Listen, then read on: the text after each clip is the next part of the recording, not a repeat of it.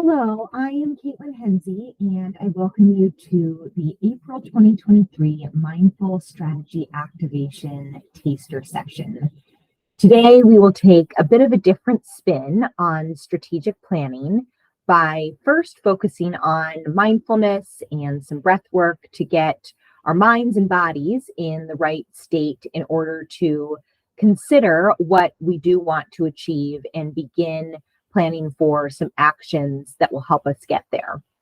I will say that in this brief amount of time we have today, it will not be the full picture of all the different steps that you would need to take in order to form your strategic plan.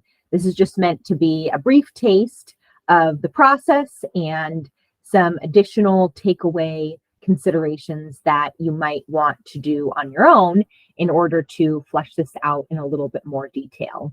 And of course, as I will offer in the follow-up, I will be happy to work with you on a one-on-one basis if you are looking to take this a little bit further.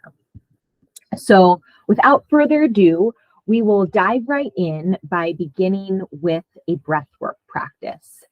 So the breathwork practice that we will start with today is focused on releasing pressure. So for those of you that know of Instant Pots, when you are done cooking whatever it is that is inside, you switch the valve from the seal section to the vent section. And as soon as you do that, all the steam blows up and out to release the pressure inside the Instant Pot that was used to help whatever was inside cook. So as we're doing this breathwork practice, think about the steam releasing from the Instant Pot and visualize that as you're slowly releasing the pressure from your body. So we are going to take extended inhales for counts of 7 and extended exhales for counts of 11. However, if that counting cadence does not work for you, please breathe at a pace that's most comfortable for your body. So I invite you to turn your cameras off, close your eyes, settle into your space, and draw your attention to your diaphragm. Your diaphragm sits in the upper abdomen, right below the rib cage. And this is where we can hold a lot of tension and pressure if we are taking short or constricted breaths or even holding our breath in times when we are stressed. So if you feel comfortable, just place a hand or two right on your diaphragm. And as we begin to breathe in, you can think of your diaphragm pushing down and out. And as we breathe out, you can think of your diaphragm moving up and in. So we'll begin with an in breath for a count of 7, 2, 3, 4, 5, 6, 7, and out for a count of 11, 2, 3, 4, 5, 6, 7, 8, 9, 10, 11. In, 2, 3, 4, 5, 6, 7. Out, 2, 3, 4, 5, 6, 7, 8, 9, 10, 11. In, 2, 3, 4, 5, 6, 7. Out, 2, 3, 4, 5, 6, 7, 8, 9, 10, 11. Continue breathing in this cadence or in a cadence that's most comfortable for you for 2 or 3 more breaths.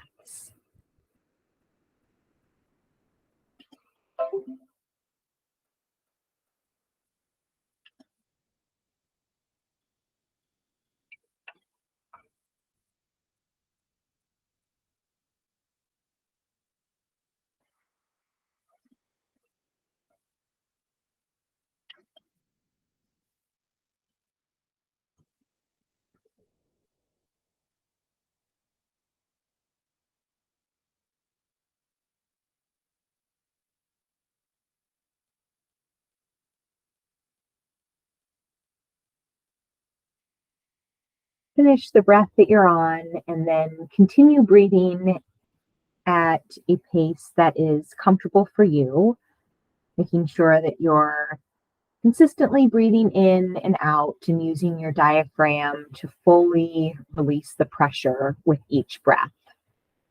You are welcome to stay with your eyes closed and camera off as I guide us through a brief meditation that will incorporate some visualization to help us ground into our vision that we have for ourselves or our business or a business that we want to create in the future.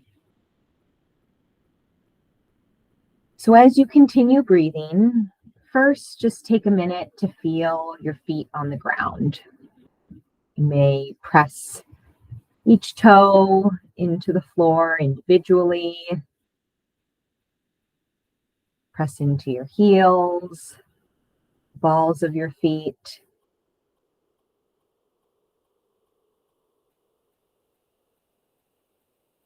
And then tap into your shoulders. If they're hunched, just roll them down and back into a more relaxed posture.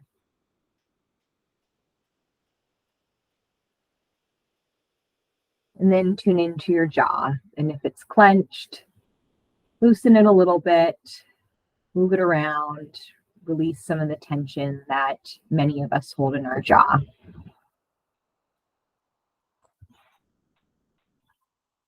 Now I want you to visualize yourself in the future. Think about an ideal future state that you want to get to.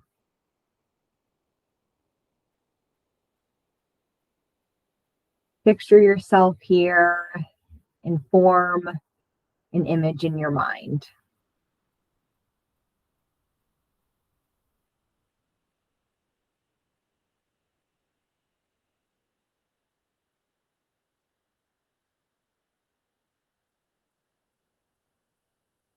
Now, as you visualize this image, consider what feelings come to mind. How does it feel to be this ideal future version of yourself? How do you feel just thinking about it?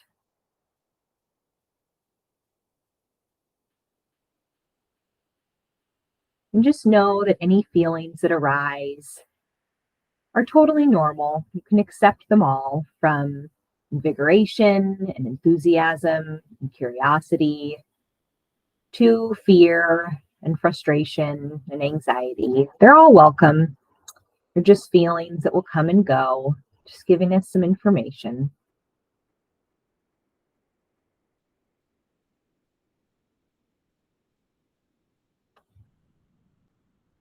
And if you've lost sight of your breath or the present moment, just take another second to feel your feet. Sense the inhale and the exhale. Maybe feel back into your diaphragm.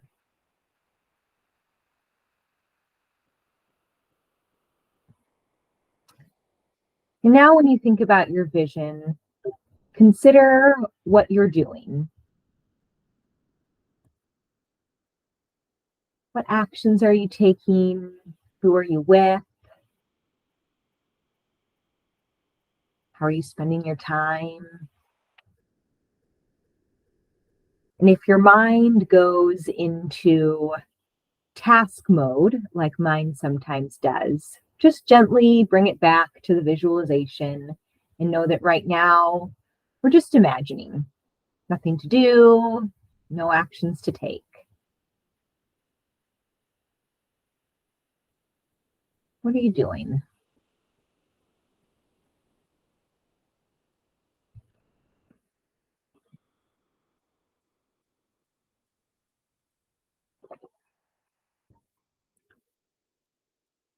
And take one more deep breath in and out and take a snapshot of this vision, as we will be using it as we transition to the rest of our workshop. All right, you're welcome to open your eyes, look around the room, come back into the present moment. I will now have you get out a pen and paper or a Word document on the computer if you prefer to type. And we'll be spending a couple of minutes in a guided brainstorm reflection. So I'm going to put some questions up on the screen, and just know that these questions are meant to be guidance. You don't have to answer all of them. There's no right or wrong answers. Just consider what comes to mind as I read the prompts. And if there are other items that come to mind related to different topics, just make a note of them now, as this is just a brainstorm. So as you reflect on the long-term vision you have for your business that we just brought into our minds through that guided meditation, consider what is the one big thing that you want to accomplish this year to make tangible progress towards realizing this vision. What do you want to do? What's most important in order to help you get closer and closer to this vision? And if you're like me, you'll think of many different things. So just encourage yourself to think, all right, if I only had to commit to one big thing, what would it be? The second question is around the impact that you want to make. So consider the lasting impact that you want to make on your team, your customers, and your community. Just make note of what comes to mind with that.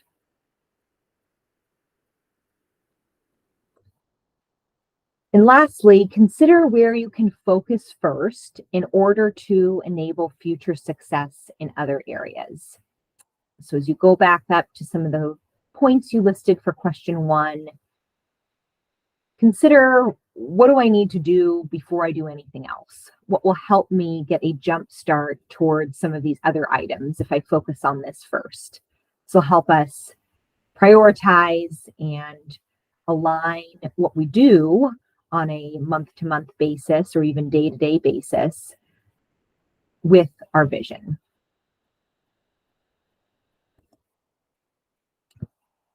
Look back at your page now and circle a couple of key words or phrases from your written reflection on your vision that make you feel inspired, enlivened, and creative. I call these jolts of energy.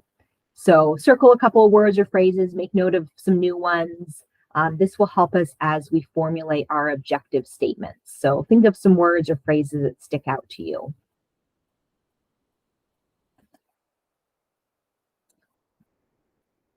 And now I'll shift a bit to some potential pieces that might be holding us back. So the last piece of this guided reflection is to capture anything that might be blocking you from taking action towards pursuing your vision, or any reasons why you may not have made as much progress as you would have liked thus far. And this could include limiting beliefs, lack of time, you're not sure where to start, it feels really overwhelming, or some additional support or resources that you have or need from others. So this just helps get onto paper what might be preventing us from meeting our vision or achieving our goals or outcomes. And this is helpful to get out because a lot of times if we name and make visible some of the demons that we have inside or some of the pieces that might be blocking us, we're able to recognize them a little bit more easily and then overcome them with some new strategies. So take your time making note of this right now, and also know that this is something you can continue to check in with yourself on as you go through the rest of the strategy formulation process, and also as you continue to hold yourself accountable with check-ins throughout the rest of the year and in the future. I'll now shift gears a little bit more towards the education portion of our time. The education piece I will use today around goal setting methodology is called OKRs. It stands for Objectives, Key Results, and Initiatives. The OKR methodology has been increasingly adopted in corporate settings, as it is a bit of a reverse and different way to think about setting goals in the traditional SMART goals format or MBR format. There are various different goal setting methodologies out there, but the reason I personally really like OKRs is because it drives alignment and accountability within yourself and within your team, and it really connects what you're doing to your vision or to the outcomes that you want to realize by the end of the year. So that in turn allows you to better prioritize, celebrate some of your successes, and then think about progress over perfection. So rather than measuring ourselves based on certain standards and then potentially beating ourselves up or focusing on a whole nother list of tasks that we need to do if we're behind target, we take the opportunity to get curious and just ask why many different times to help us identify if we need to make adjustments to our initiatives, to our key results, to our objectives, how we're communicating or spending our time. So it really allows us to operate with that growth mindset and curiosity over the critical, just future action taking type mentality that many of us are used to. There's a couple of resources linked on this slide that I'll share with you if you're interested in learning a little bit more about the OKR methodology and how it differs from traditional KPIs or other goal setting methodologies. This is a nice visual to just represent some of the difference. As I mentioned, it is kind of a reverse of the traditional goal setting, which allows us to think about actions. What do we need to do to get our results? It's all about what do we need to do? How do we measure it? And then hopefully we have this wishful thinking that we'll get to our ideal outcome. With OKRs, we first think about objectives. What is the outcome we want to realize? And then we consider measurements and actions to allow us to directly align our actions to that objective. So we'll have an opportunity to practice today. Before we jump into starting to form our O's, KRs, and initiatives, I will put up some guardrails as far as what you might want your OKRs to look like. I like to guide people in groups of threes because 3 is a number that the human brain, the max number that the human brain can realistically comprehend at any given time. So less is totally fine.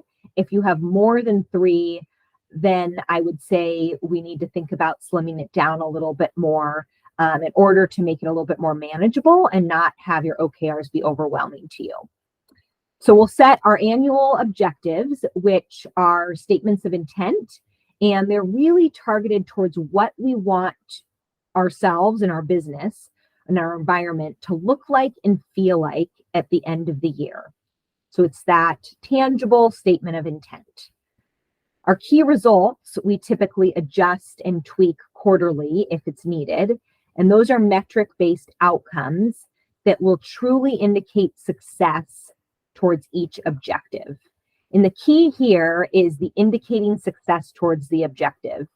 So as we get started, if there are not a lot of metrics that you can think of and easily measure now, that's okay. I'd say here, less is more.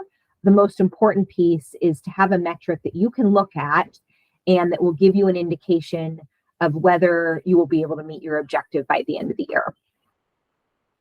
And then lastly, we have our initiatives. So those are where your tasks and your actions or your goals come in. And I like to recommend that we set 3 each month.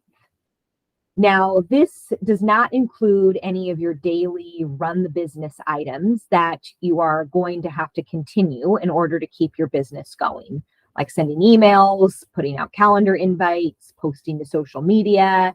It could include some of those aspects if you're going to make a bit of a strategic change, but limiting yourself to 3 monthly initiatives that you want to accomplish, something that can reasonably accomplish within a 4-week time span and that are directly tied to each objective, will hold you accountable for making that consistent progress.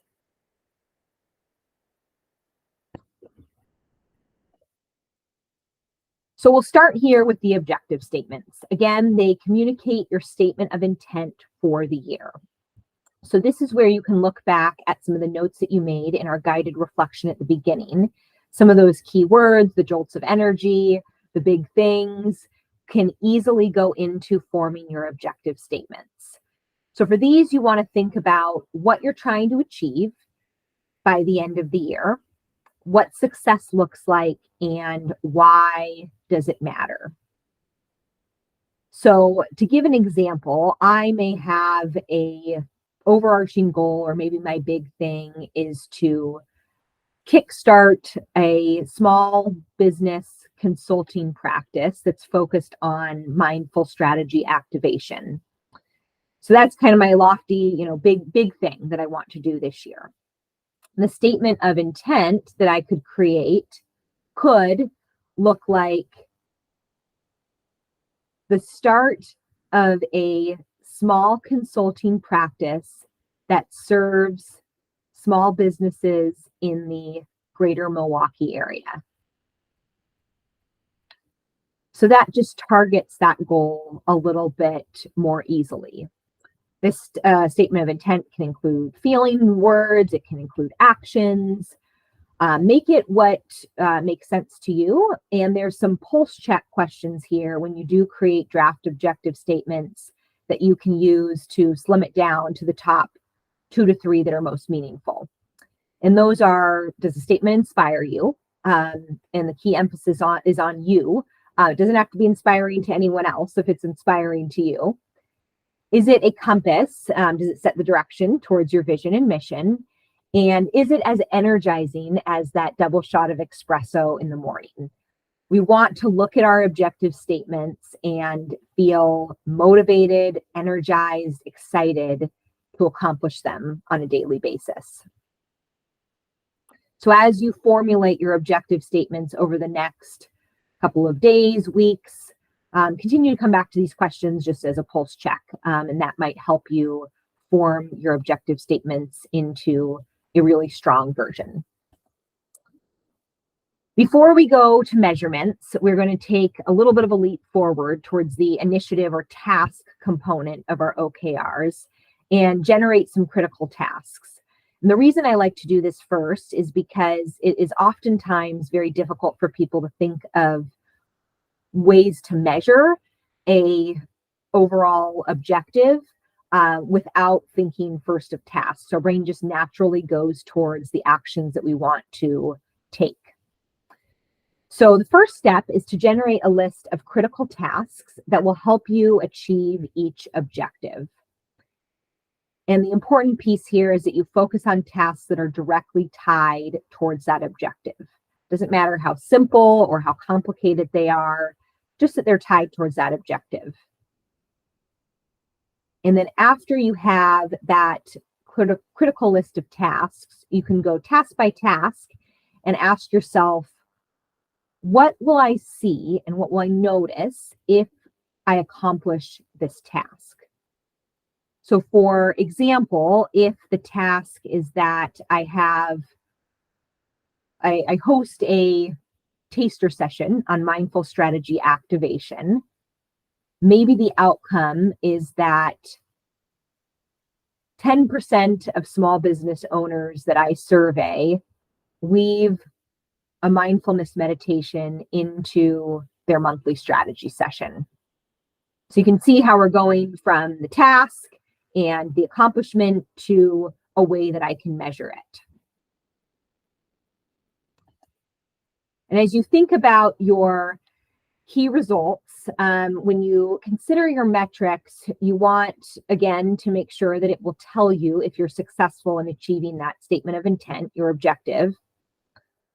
And you can consider what you'll have more of if you are successful. So what will I gain? And then this last piece is also helpful around what you can currently measure to help you determine if your ideal outcome is accomplished. So as we're getting started, we may not have a plethora of measurements to select from.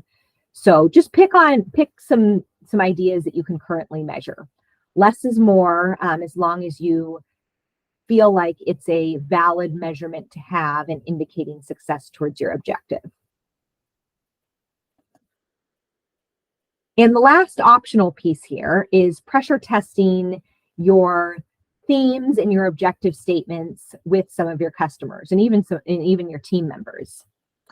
So this is where I like to put my design thinking hat on and consider the customer needs and expectations. So you may have some of this data from other conversations or surveys, or you can actually have conversations with your customers about your objective statements. And think about ways that you can weave in what the customers need and expect from you and what might be preventing your customers from having their needs met. Weave that into your objective statements. And this will just ensure that what you're focusing on and what's most important to you is also aligned with customer satisfaction, which will ultimately help you gain long-term success and traction as you grow your business.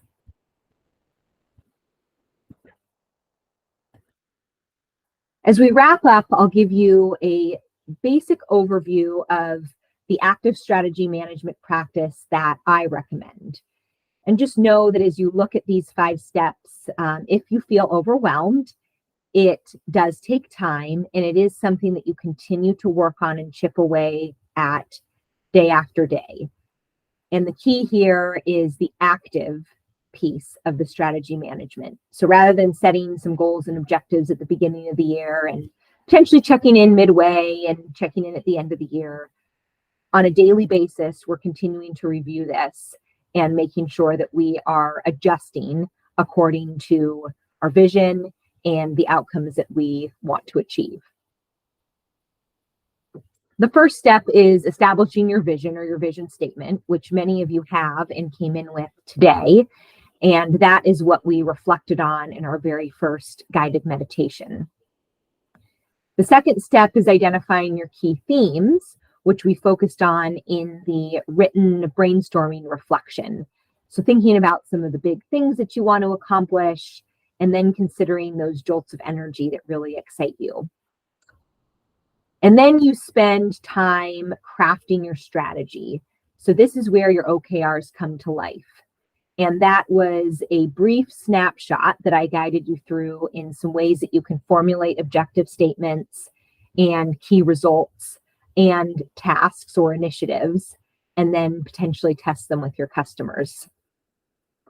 And these next key steps come later. So first is communicating and testing, making that strategy transparent by sharing it with your team, customers, business partners, other key stakeholders. One, to gain their feedback because they may have other ideas that you haven't thought of. And it's also a great way to hold you accountable. And that dives into our last step around driving accountability. And this is where the consistent cadence of tracking comes in. Now, I do recommend building this into your normal business operation. So whether it's setting aside calendar time to review your OKRs and align some of your weekly tasks, whether it's scheduling a team review meeting on a monthly basis or a longer period of reflection on a quarterly basis, to look back and review your objective statements, ask yourself those pressure test questions. Are they a double shot of espresso in the morning? Do they inspire me? And is this aligned to my vision? If any of the answers are no, change them. They're up to you. You can make them anything that you want. Same with the key results and the initiatives. Are these measurements really helping indicate progress towards the objectives? And are these tasks or initiatives that I'm committing to on a monthly basis helping me make progress towards my objective?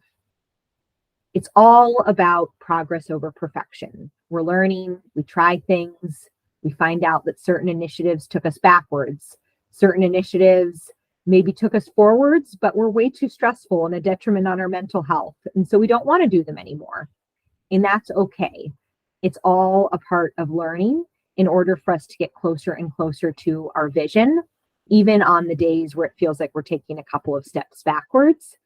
The learning piece will help you get forward momentum eventually.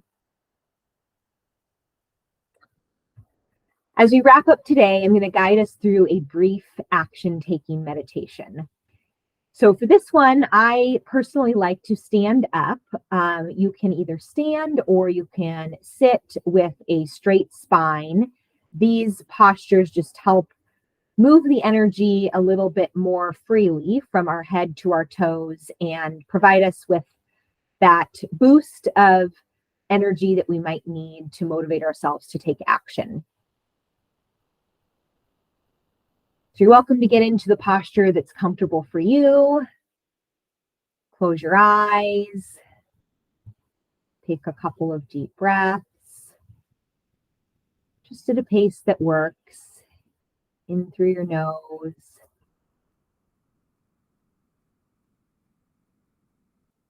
Out through your mouth.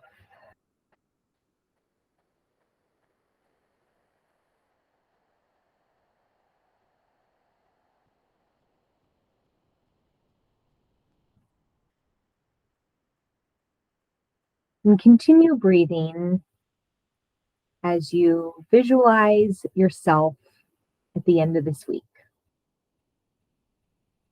It's Tuesday now. How do you want to feel on Sunday evening?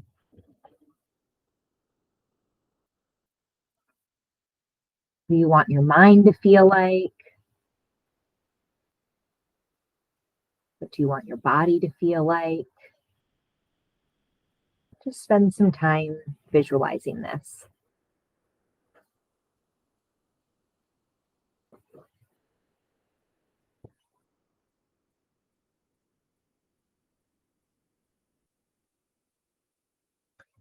And with this vision in mind, think of one task that you want to do this week that can help you realize that ideal future state that you just visualized of yourself on Sunday.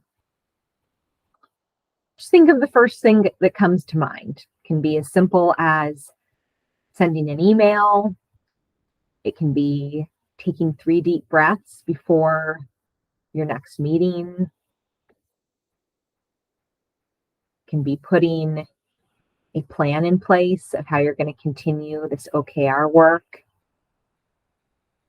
Any simple task.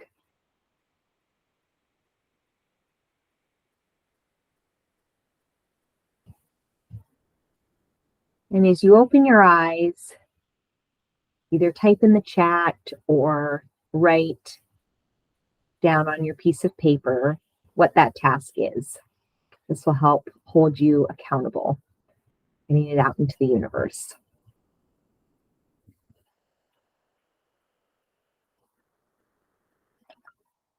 And I will close this out with a couple of tips that you can try.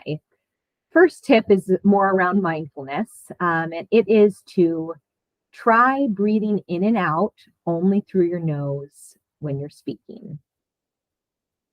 I will warn you that this is very challenging, and it will directly slow the pace at which you talk and allow you to remain centered in your body.